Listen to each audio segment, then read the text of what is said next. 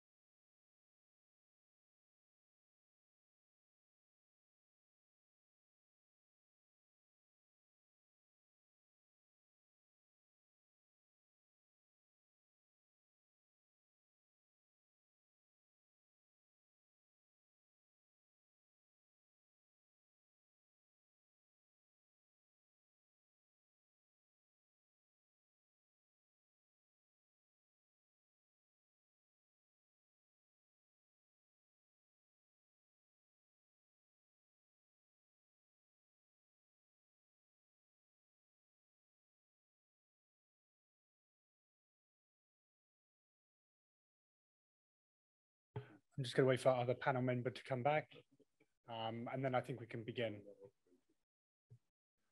Just to give you a bit of a heads up, we are going to be looking to have some smaller group conversations, sort of break up that cycle of question and answer and be able to have a sort of greater dialogue with the participants.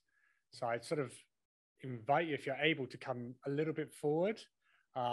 because I will be clustering us into groups about halfway through our discussion.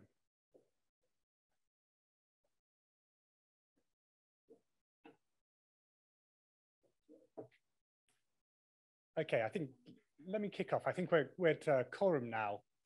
And thank you for coming today and for us to be able to discuss subnational evaluation systems. We've got a really excellent and diverse panel with us here today, representing legislature, executive, national government, and local government, giving us a diverse view and perspectives on what evaluation systems look like, feel like, and interact from different perspectives. And I think it's really great that we've got what can form sort of a warm and cozy group of people. As my colleague says, so whoever's in the room is the right people in the room, and that enables us to have good conversations. And it's that dialogue and conversations where hopefully we can sort of deepen the knowledge a little bit between us all. So let me just run through a round of introductions. Then we're going to move through some presentations. And we'll be working from left to right, my left to right. So starting with Zoran and moving down to Eleanor. So let me just give you an idea of who's on the panel today, and they can elaborate upon their positions. So first, our immediate speaker here today is Mr. Zoran Dimitrovsky, who is a Deputy Minister of Local Self-Government in the Republic of North Macedonia. So welcome and thanks for being here. Thank you, Mr. Porter. And then, I may have neglected to introduce myself, and I'm Stephen Porter. I'm a Senior Monitoring and Evaluation Officer at the Independent Evaluation Group of the World Bank. Next, Mr. Zoran is our colleague from the government of Uganda. I'm sort of moving a little bit through the pages here. Apologies. So I can get the correct titles. And here's the Commissioner of Policy and Planning in the Ministry of Local Government within the government of Uganda. Thank you, Stephen, and good afternoon, ladies and gentlemen. Our third panelist is Ms. Halina Ibrahim Gala. She's the head of planning and budgeting in the county government of Isiolo in Kenya. And then at the end, we have our colleague, Ms. Eleanor Josie Rahiso. Sorry, I'll let you correct me in the name. Who's a member of parliament for the National Assembly in Madagascar. Just Eleanor, that's enough, yes. Good afternoon, everybody. Thank you so much. So we're going to run through some short presentations. We're going to be discussing successes and challenges related to subnational evaluation systems, specifically thinking about transparency, corruption, and some of the other challenges being faced within implementing those systems. We're going to have short presentations, and afterwards we're going to look to be able to have some smaller group conversations. So maybe I could just invite Mr. Dimitrovsky to kick us off.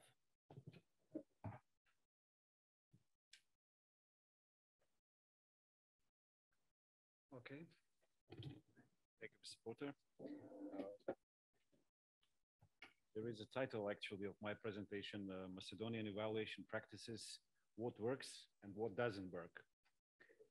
Namely, I want to be more specific with a couple of cases, evaluation processes, and what came out of them. But first of all, let me say a few words about the system of evaluation versus the evaluation practices. Because we talked these days actually a lot on the conference about building the state-of-the-art system of evaluation. And the basic assumption should be that basic assumption is actually that if you build such a system of institution for evaluation, that your evaluation outcomes will be better.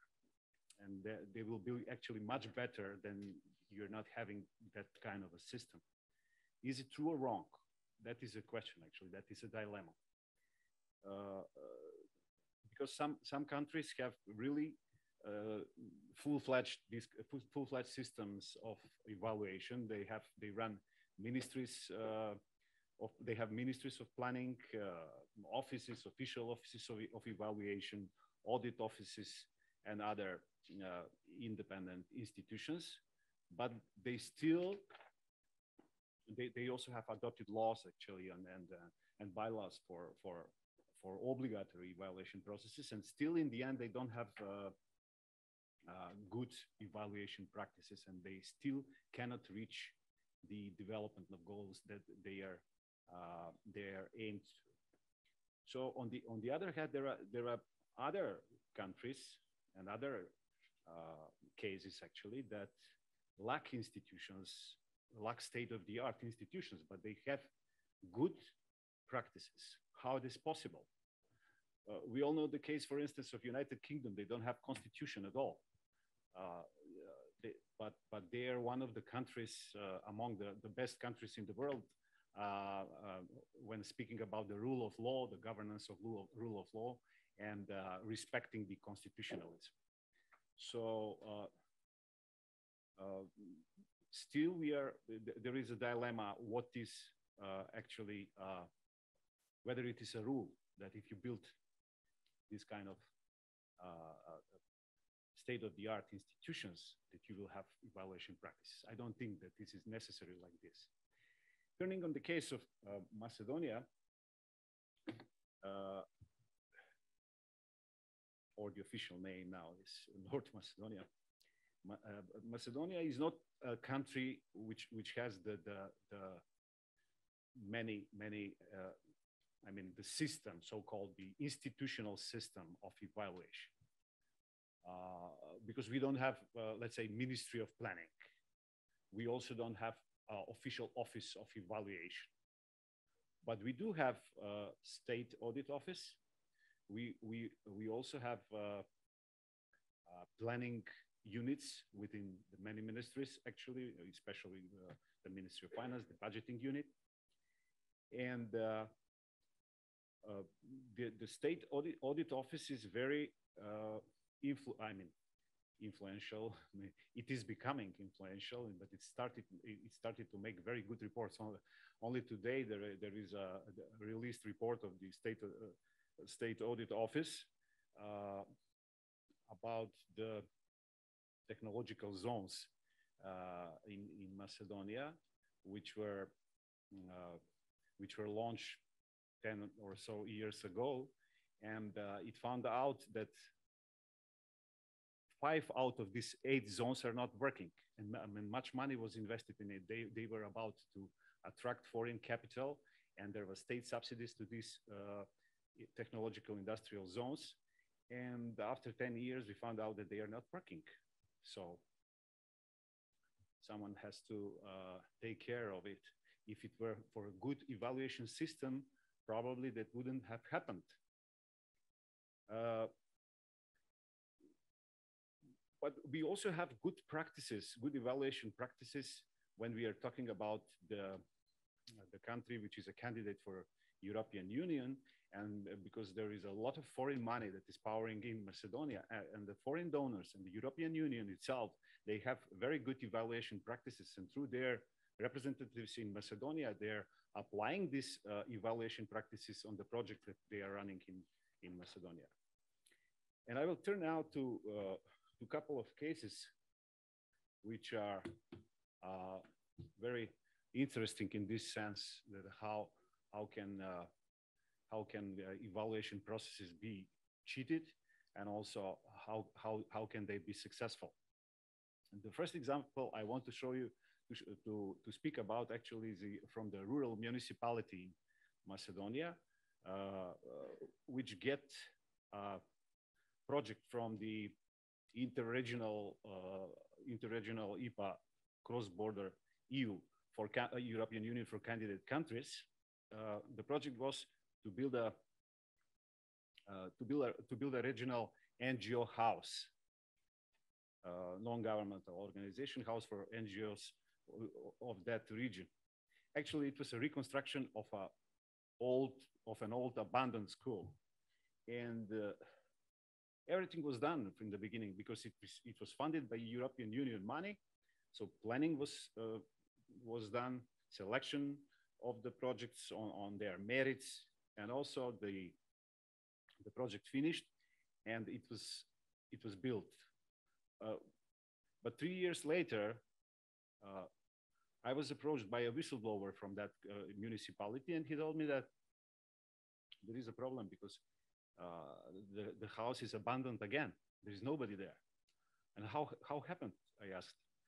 He said, because he was one who was pushing for the project. He said the new mayor didn't like that project, and he shut down. He said, he cannot do it, actually. This is with foreign money. And we should alarm the antenna office of the Macedonia, Bulgaria IPA program, European Union, and funded from the European Union. And we did it. And they went to control because they are doing the control of sustainability of the project, which is one of the evaluative practices of that, of that antenna office. They went to control, and what happened actually, the mayor staged on the day of control, because the information was leaked to him that there will be control, and he staged office, an open NGO office again. He staged people there to work. The mayor brought desk, computers, everything, so like it is working. And the control went, and they didn't notice that there is. So actually everything was fine. So it is a sustainable project. And when the control left, again, it was empty. So this is like, I say here in the presentation, it's like Potemkin village for those of you who don't know. Potemkin was a Russian, in the Russian Empire, the prince from the Russian Empire who was showing to the Queen Katarina, actually, the maquettes of villages that they were not existent as a proof that they were building actually they were building the country, the society, the community. So we will proceed with this. We will follow up with this. We will not let it to go like that.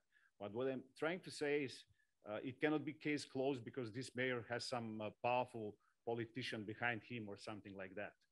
This is foreign money, but there is also money from the Ministry of Local Self-Government. There is also actually money from the budget of the Macedonian citizens, and they cannot be embezzled like this.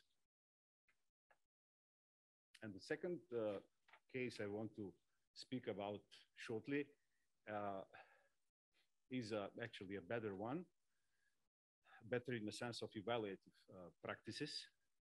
In the Ministry of Local Self-Government, we are that I'm deputy minister of. There is actually we are having one of our pillars is balanced regional development, and we have a law on balanced regional development. Okay, sorry. We have a law on balanced regional development that says it stipulates actually that 1% of the GDP of the country should go to balanced regional development. And this is out of 13 billion euros, which is GDP of last year's GDP of Macedonia. It means that 130 million should go to the regional development. But through the ministry projects, actually only 5 to 7 million euro a year goes to regional development for the projects. And if you count the foreign money that comes to Macedonia, it's this year maybe 20 million euros. So it is still far, far away from 130 million euros. But this is not the whole truth. Why? Because the several ministries, the sector ministries, actually, Ministry of Transport, Ministry of Healthcare, Ministry of Culture, they all have regional projects. And if you count all, but you cannot count all of money because you don't know how to count them. there was no possibility to count all money that go to regional development. And what needed to be done actually? We had to count something, not only to count, but the problem was that some of the regions, there were 8 statistical regions of Macedonia, and some of the regions were lagging behind because everybody wanted to invest in, let's say, in more urban areas, in more populated areas. And so some regions in the country were lagging behind in the development. And what we did with the help of the Swiss Confederation, we made a software. This is called Sirera, meaning that each and every ministry, when budgeting and when planning to invest money,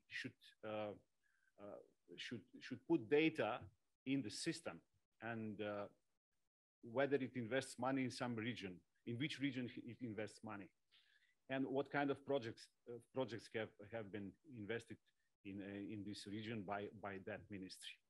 In the end,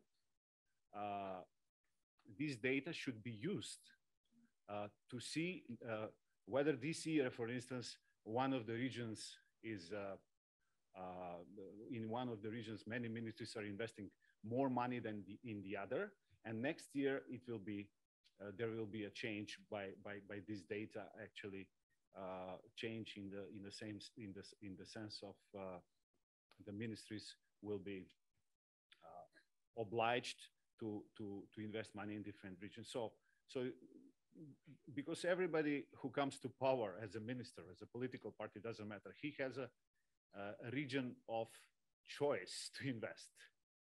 He's let's say a minister from some area in the country or from the capital of Skopje, and he wanted to invest money there because he wants to apply to his voters somehow. He wants to to get elected next time again, and that's why he invests money in his own region. But through this law on balanced regional development and with this tool, Sirera software, we want to actually oblige them to push the ministries to invest money in balanced regional development in order for the regions not to lag behind in the development goals. I will finish with this, so later I may take questions. Thank you so much. Always great to have those honest reflections and overviews, giving the balanced view of how systems look and some of the challenges. I'd like to turn now to our colleague, Mr. Cyprian, to talk about the case from Uganda.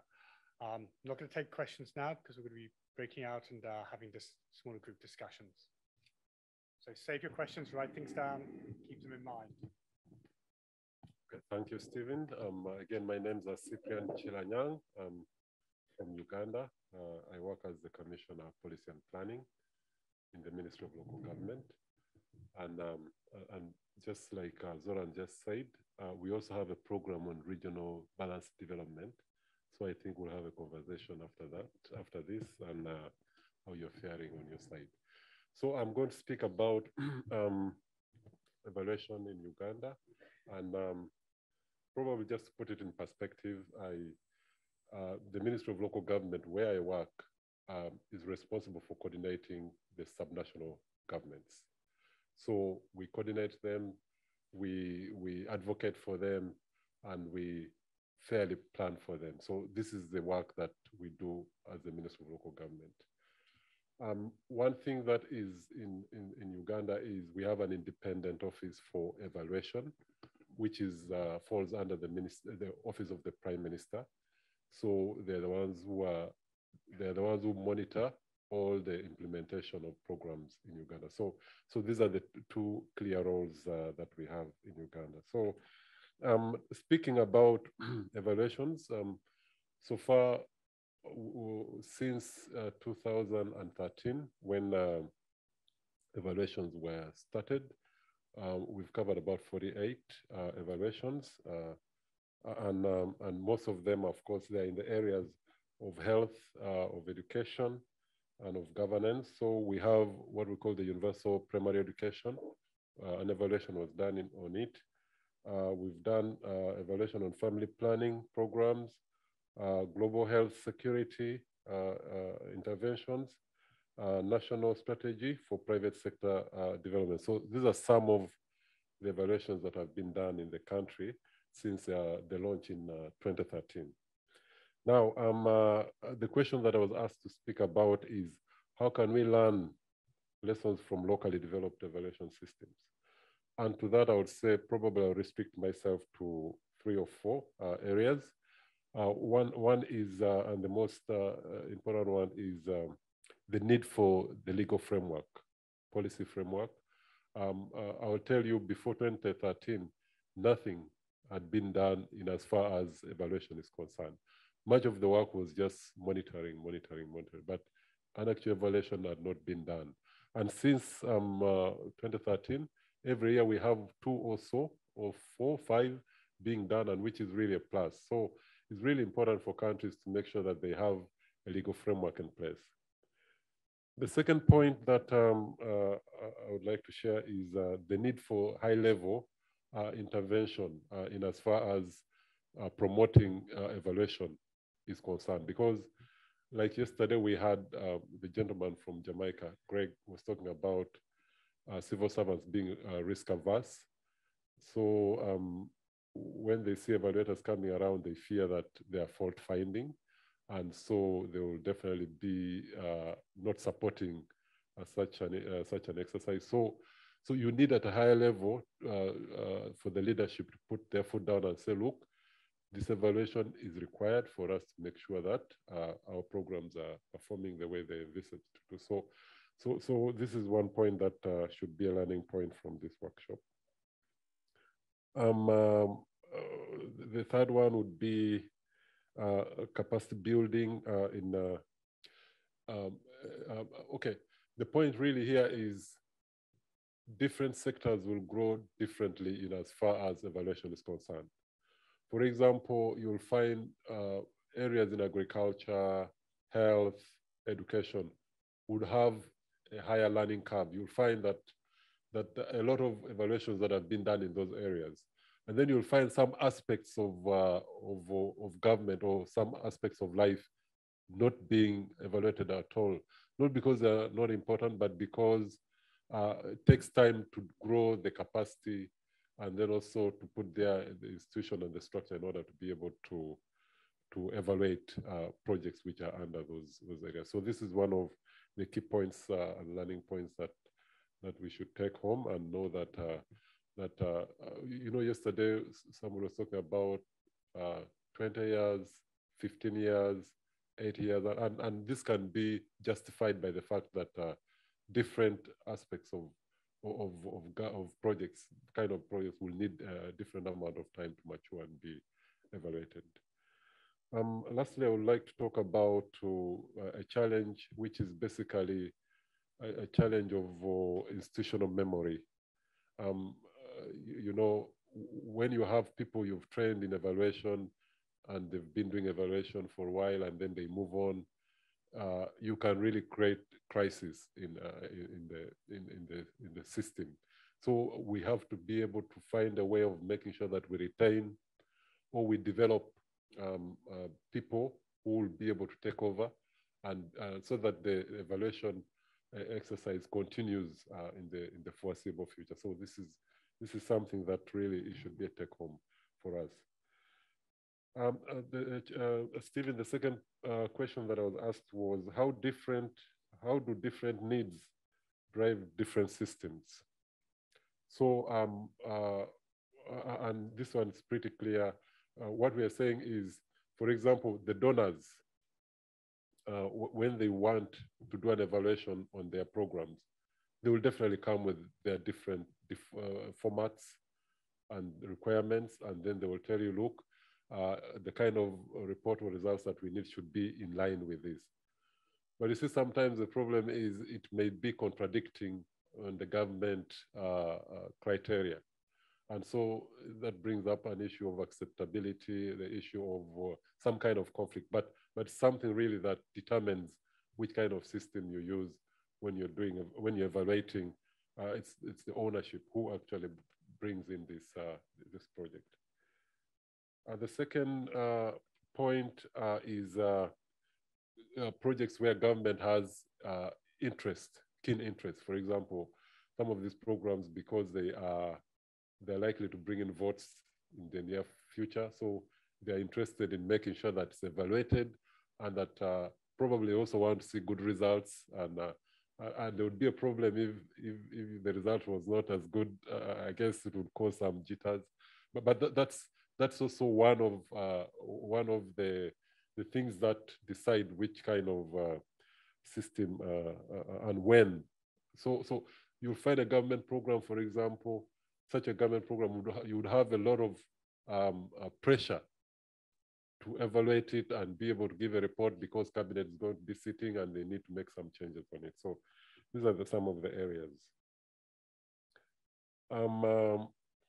In my country, I intended to speak about, we have a project, not a program, it's actually a program. We call it Parish Development Model in Uganda. So it is a program which is aimed at raising household incomes. So as a way of moving the population from subsistence into the middle income class. So basically making everybody economically active. So that's the idea. But you see, government is very interested in it because of the obvious reason that if people do very well, then government can be able to get re-elected. So there's a lot of pressure to make sure that work has been done in this area. People who are supposed to do the work are supposed to should have done it. And so sooner or later, because it's just like 1.5 years or so, sooner or later, we are going to be starting evaluating it, because government wants to see and demonstrate that there's actually improvement in the livelihood of the people. So these are some of the criteria.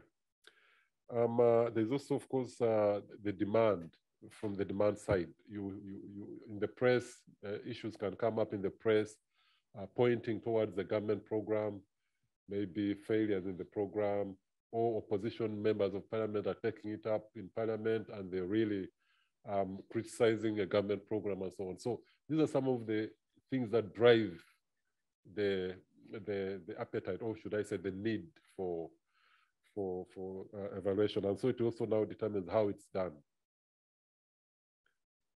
The third question that I was asked is, how do we link systems to the national, these evaluation systems to the national system? Well, okay, I mentioned earlier on that we have a centralized independent evaluation office, which is the office of the Prime Minister. So what happens is the chair of, we have a technical subcommittee, a technical working group, sorry, on evaluation, a national technical working group on the evaluation. So it's chaired by one of the commissioners in the ministry of, under the office of the Prime Minister, and he has all commissioners from the different MDAs. So what happens there really is there's a review of the evaluations that have been done, and then recommendations are made and taken, and then also a review of government programs which are either started or which are intending to start in the near future, and plans on how evaluations could be conducted on them. So this is the best way that in Uganda we are being able to centralize the evaluation across the country. So I guess I will end here for now, and thank you very much for giving me this opportunity. Thank you. Thanks very much again for the rich presentation. So in the first example, we had the great discussion of the Potemkin village was being put in place and how evaluation could be tricked, as it were. And then thinking about how data systems and monitoring could create more regularity to the system. Our colleague here from Uganda then just started to be able to outline the importance of different legal frameworks, the capacity building element, how different needs drive different parts of the system, that there are donor needs and donor requirements, and these can to help to drive the system, and depending on the projects, depending on who brings the projects.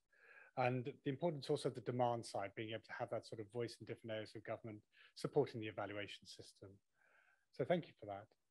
Ms. Halima.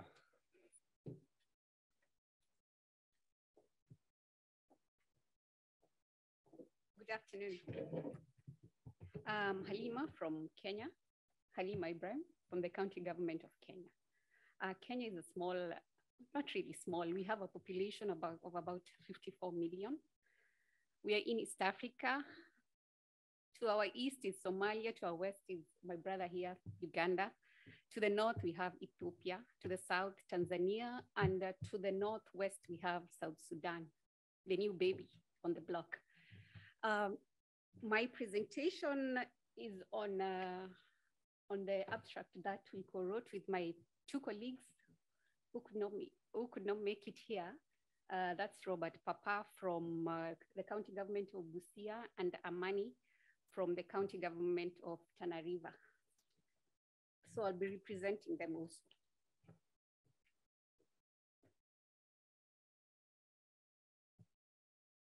The journey of M&D in Kenya started in the year 1983, where we had the 47 districts and we have development plans for the 47 districts.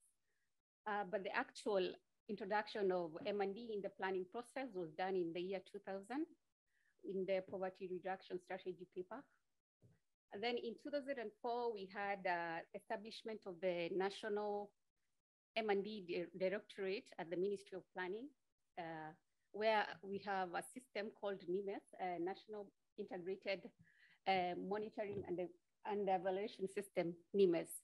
So for the 47 counties, we have 47 counties. Each county government has its own county integrated development plan. That's a 5-year plan. But all the 47 county integrated development plans are linked to our national document, that's the Vision 2030, which is implemented in terms of medium-term plans. And currently we are in our 3rd MTP. So I come from that small county, it's called Isiolo. It's very vast, mostly arid. Yeah, but very beautiful. We have, our main source of income is our game reserve. So we attract a lot of tourists. Actually, 80% of our income comes from wildlife.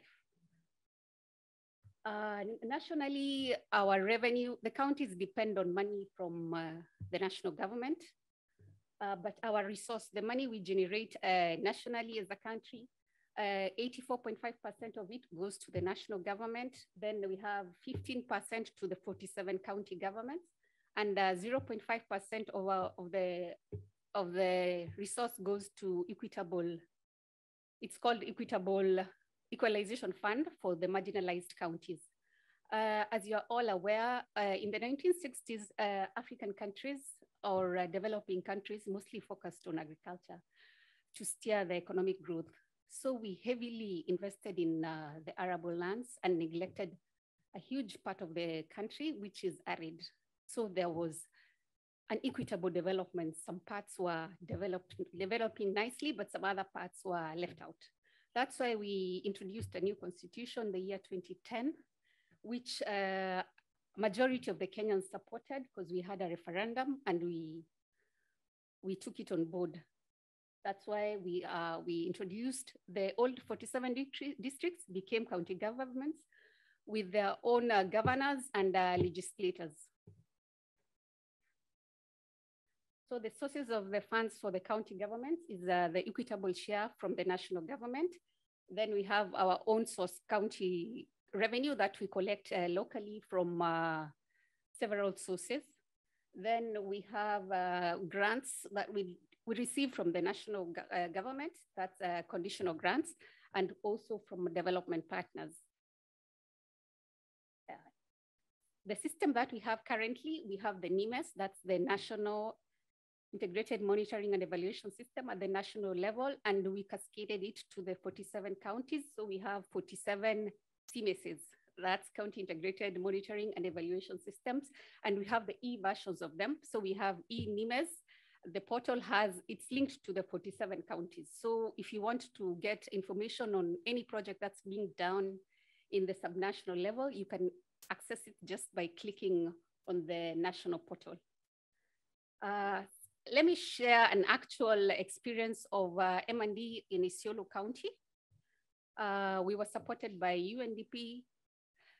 The counties were formed on in the year 2013. That's when we had the elections, and we took on board the new system of governance where we had the national level and the 47 county governments.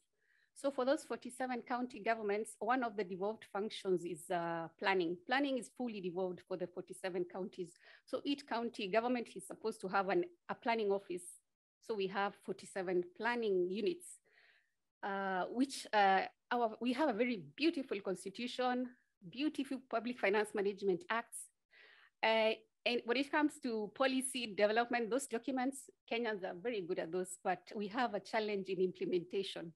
That's I know even Uganda, Madagascar, they came at the national level, they came for benchmarking in Kenya and they ran away with it nicely. It took off really nicely, but here back home, it's still a challenge. So once we had the counties in 2013, there was no monitoring being done, leave alone evaluation, just the basic M&D was not being done. Then in 2018, with the new government in place now, there was a second phase of counties now.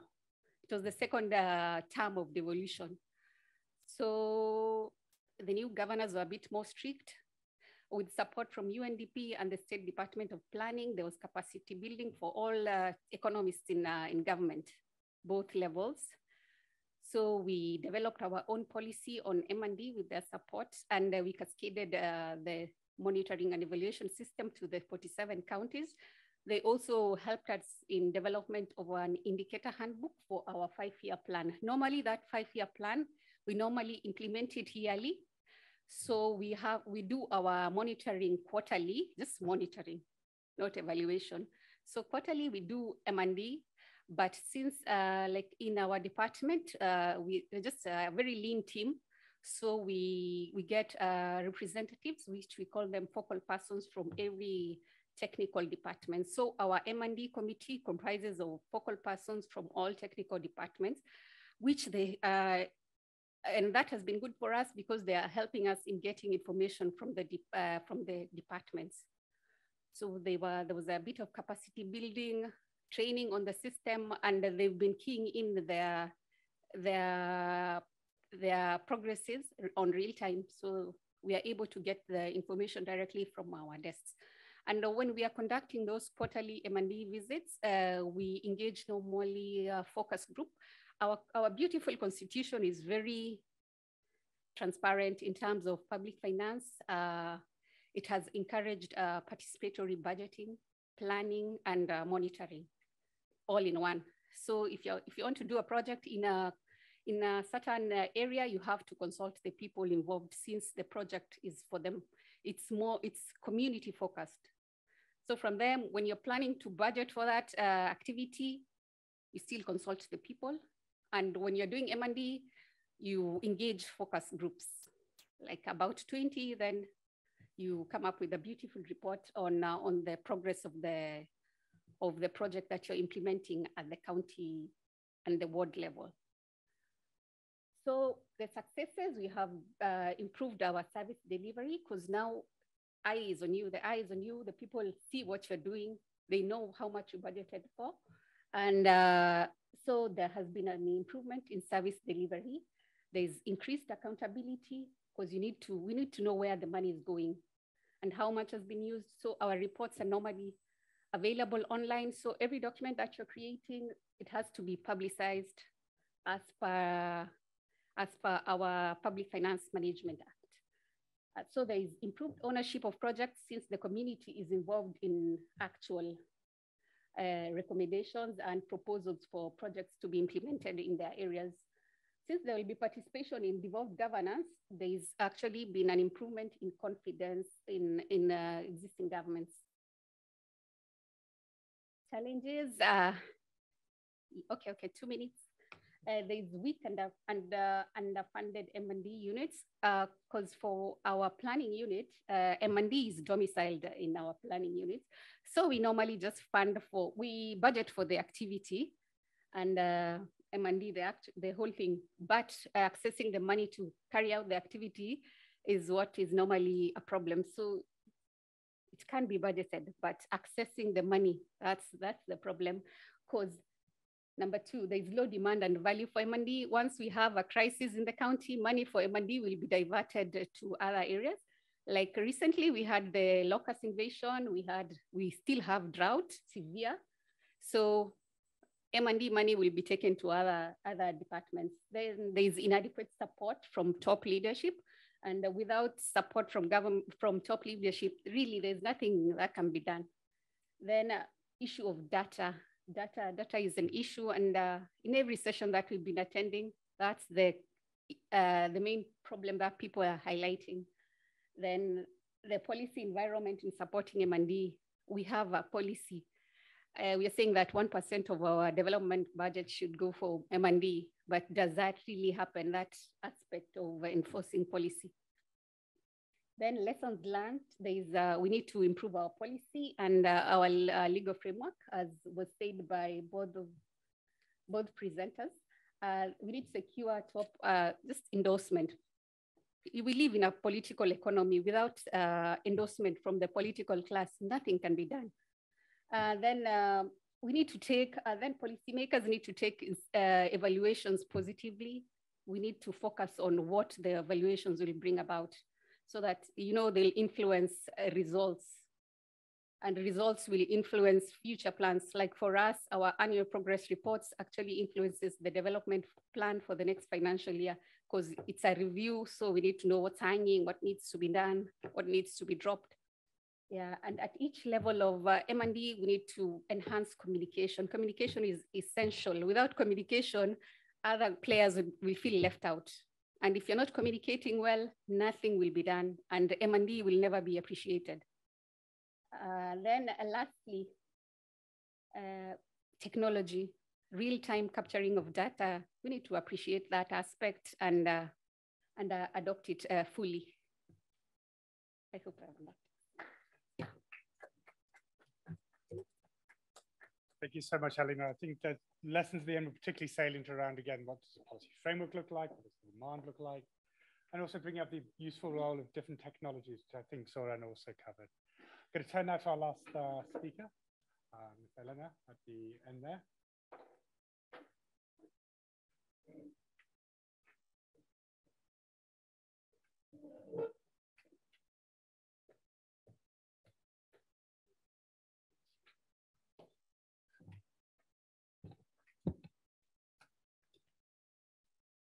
Merci de m'avoir donné la parole. Je me propose donc de partager avec vous deux modèles de systèmes d'évaluation qui sont appliqués à Madagascar au niveau infranational.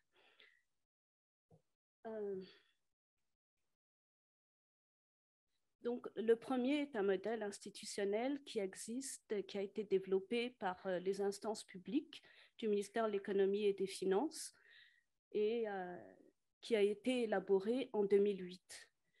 Il s'agit du système national intégré de suivi-évaluation, un système national, mais qui est décliné au niveau régional et qui a été révisé à différentes reprises, puisque en 2010, suite à une crise politique, nous avons connu une période transitoire. Il y a eu un ajustement par rapport aux nouveaux documents de développement, aux documents stratégiques. En 2014, nous avons eu un plan national de développement sur lequel il a fallu également ajuster ce système. Et récemment, donc en 2020, par rapport à la mise en place d'un programme d'émergence à Madagascar, il a fallu à nouveau faire coller ce système d'évaluation avec les nouvelles politiques. Les finalités, donc, elles sont de l'ordre, il y en a 4 en fait. Il s'agit donc d'apprécier l'avancement et les résultats des programmes du gouvernement au niveau territorial, bien entendu, d'assurer une publication périodique et synthétique des résultats, d'apprécier l'impact des programmes gouvernementaux et bien sûr d'en faire la publication, notamment sur les problèmes rencontrés et les ajustements qui ont pu être apportés.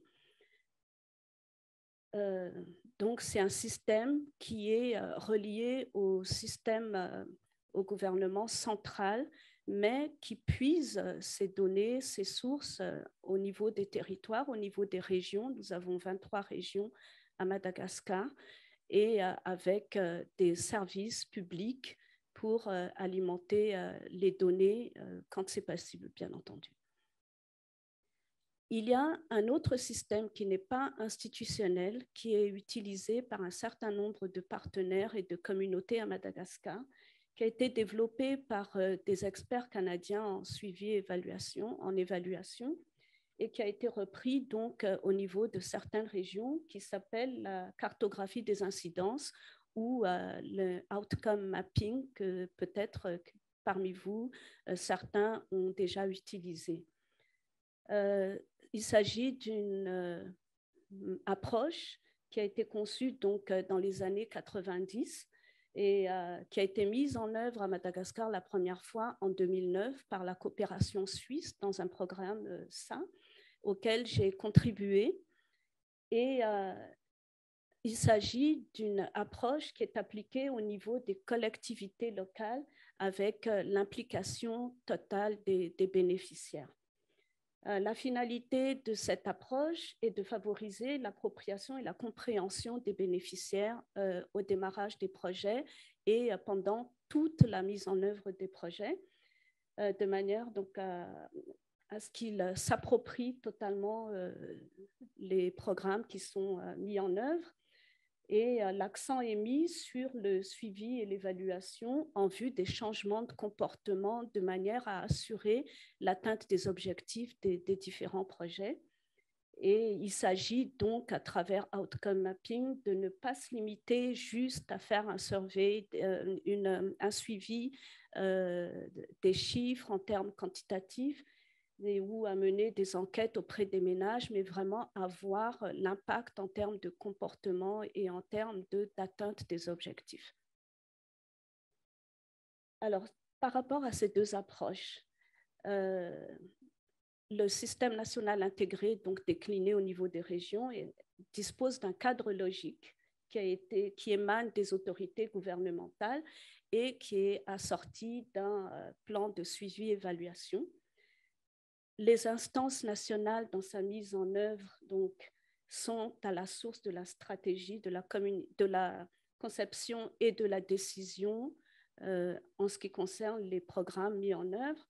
Et au niveau des instances régionales, il s'agit surtout d'être impliqué dans les opérations de suivi-évaluation, notamment de collecte de données, de diffusion des données et de reporting. Outcome mapping, par contre, comme je le disais, s'opère directement au niveau des communautés et elle est basée sur une vision partagée dès la conception des programmes. Il y a l'encadrement des projets, mais surtout, il y a ce qu'ils appellent les partenaires limitrophes, qui sont en fait les bénéficiaires. Et ensemble, ils définissent les missions et les objectifs.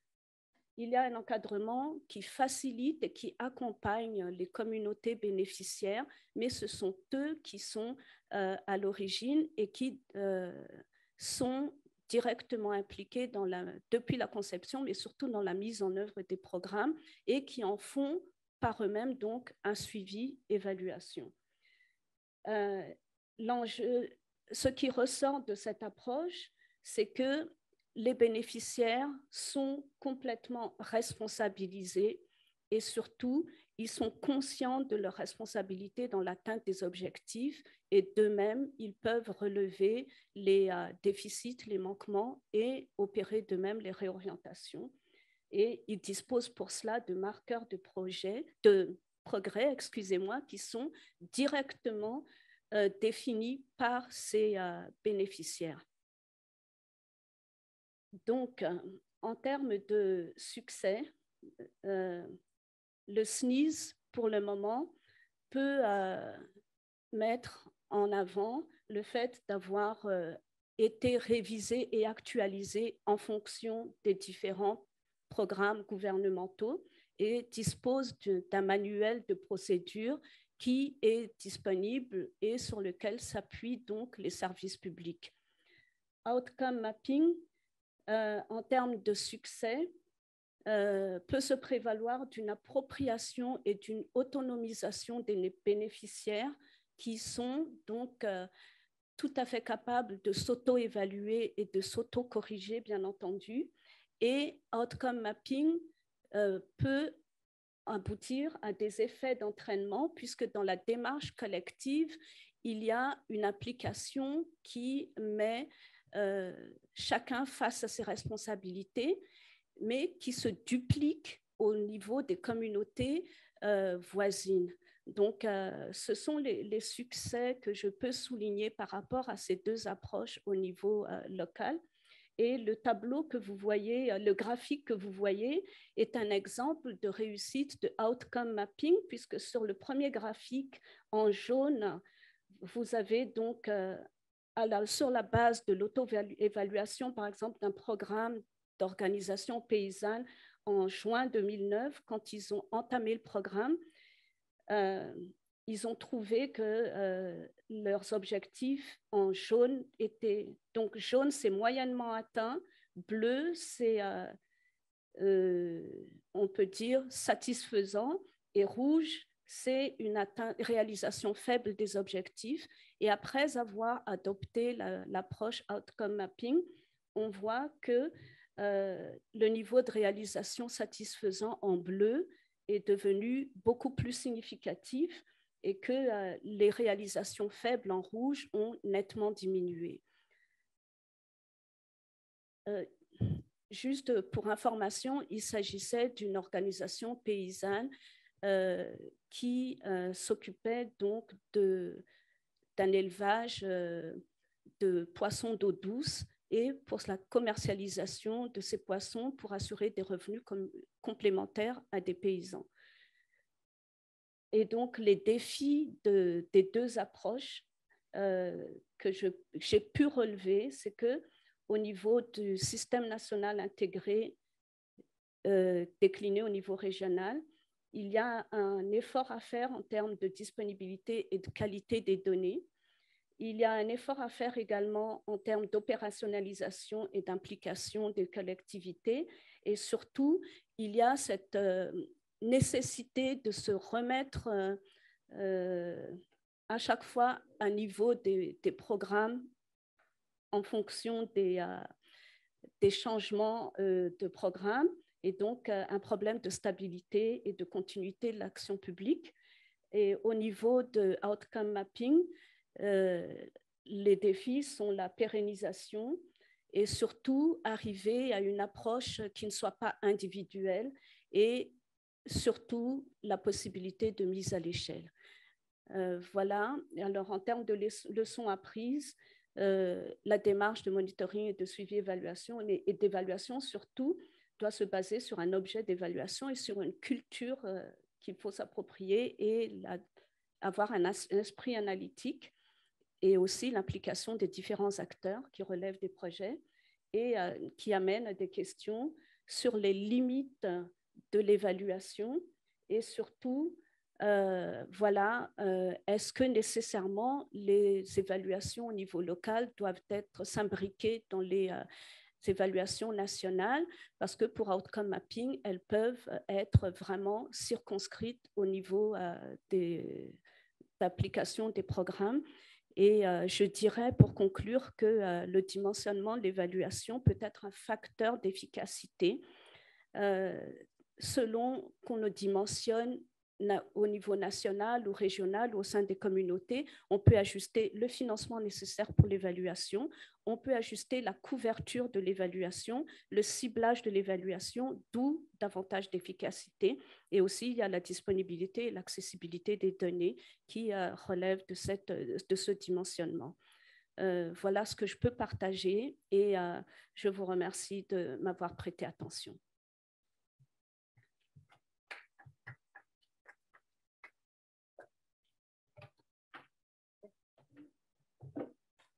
Thank you so much. I'm going to ask now that we're going to break into some smaller groups. So ask we're going to give it a go, I think.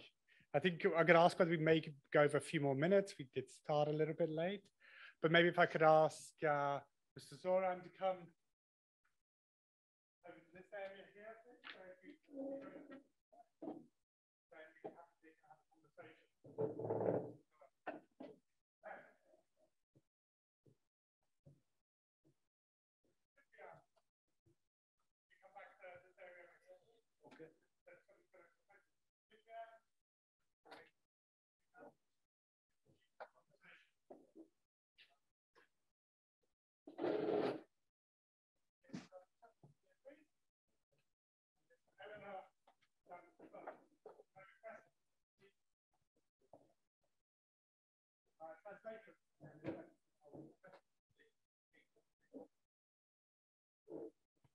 Could I request, I think I discussed with the translators beforehand, if we could just support the whisper mic in Miss Eleanor's group.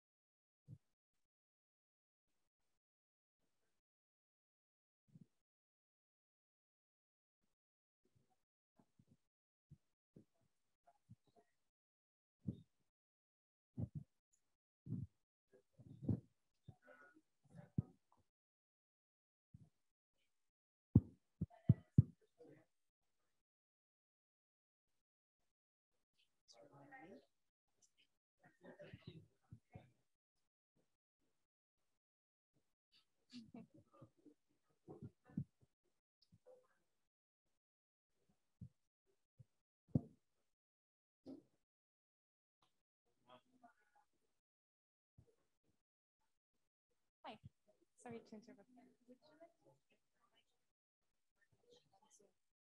Because someone has to speak to my thing so they can hear what you. Perfect. So, but if you start with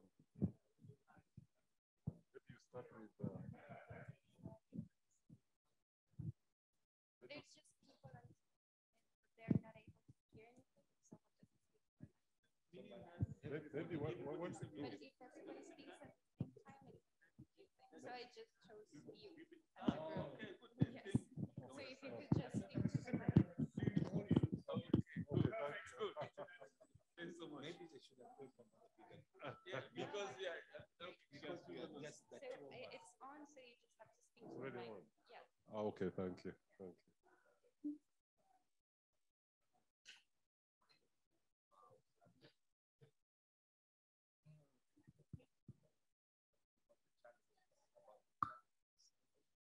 The challenges that we are, the challenges. Now, if maybe you could just run through, and then the last section of your presentation actually was also good to hear, maybe a summary, the last part of the presentation and the challenges. Okay, I think what is really important is the lessons that can be shared from our experience as a country. And so we talked about the fact that we needed the legal framework in place. So in our country, we have a cabinet policy to establish M&E across the country. And so it clearly gives the roles and also the responsibilities. So this was a good thing to begin with. You know, in countries where you don't have this, you don't have that moral authority to push government officials to report on the success also of the program. So that was one of the things that I said we should be able to discuss. The second one was the need for a high-level intervention. So authority should come from the highest possible, from cabinet, from the ministers, so that you see the civil servants do not hide information or do not fight evaluation. Because you see, it's easier for them to say, okay, look, these are auditors, they're going to discover our problems, things that are not going very well. So, but when it's at higher level, you see, it's a government position, the president has talked about it, the ministers have talked about it, we have no option. And yet, of course, at the end of the day, the results of the evaluation should actually be better, okay? It's not an audit, it's more of trying to help you to do a better job. So these are the things that I spoke to. There's a third one, which is the fact that you may succeed in some sectors and take long to succeed in other sectors of government. For example, I talked about agriculture, health, education. These are areas which are already established. There are a lot of tools and there's a lot of information about, and so it's easy. There are tools. It's easy to do what? To evaluate them. But there are other sectors which are probably very new, like in energy. You find oil and gas, where information really is not developed. So evaluation and even evaluation tools are really not, the logic is not really developed. So we should be that, we should be open to that variance. Okay, so that was the other point. The last one was the risk of institutional memory getting lost. You know, like when there's change of government, for example, or maybe some key staff in the department or in the M&E leave the organization. So you see there's likely to be a gap there, because then you have a problem. Yeah, thank you. I know you guys.